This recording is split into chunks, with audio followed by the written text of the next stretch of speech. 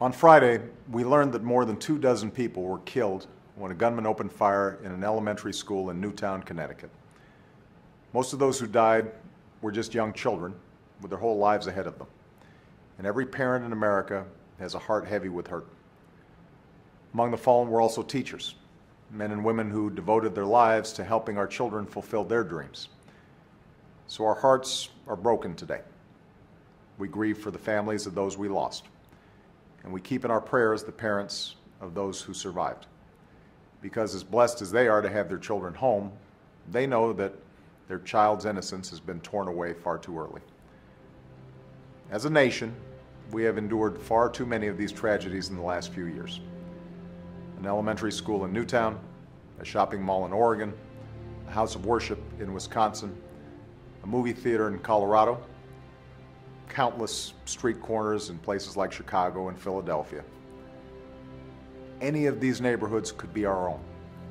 So we have to come together, and we're going to have to take meaningful action to prevent more tragedies like this from happening, regardless of politics.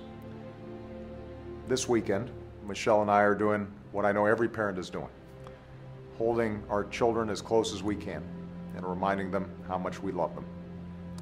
There are families in Connecticut who can't do that today, and they need all of us right now, because while nothing can take the place of a lost child or loved one, all of us can extend a hand to those in need, to remind them that we're there for them, that we're praying for them, and that the love they felt for those they lost endures not just in their own memories, but also in their communities and in their country. Thank you, and God bless you. Good morning, students, and welcome to Monday. I appreciate you giving your attention to these announcements and for taking this message seriously.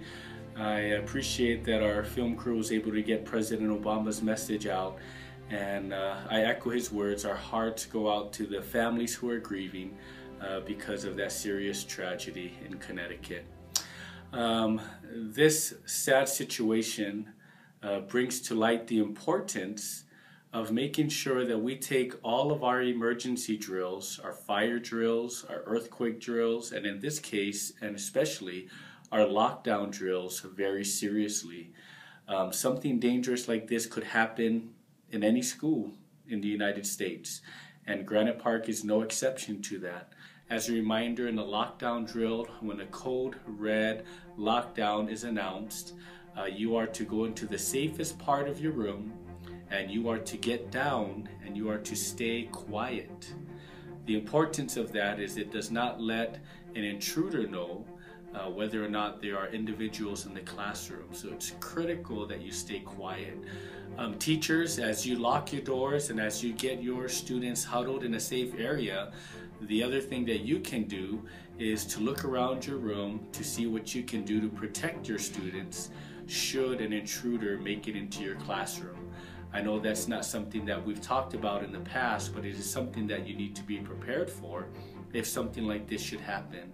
As you lock your doors, as you get your students secure, the other thing your mind should immediately go to, teachers, is what can I do to protect my students and myself if the intruder somehow makes it into the classroom.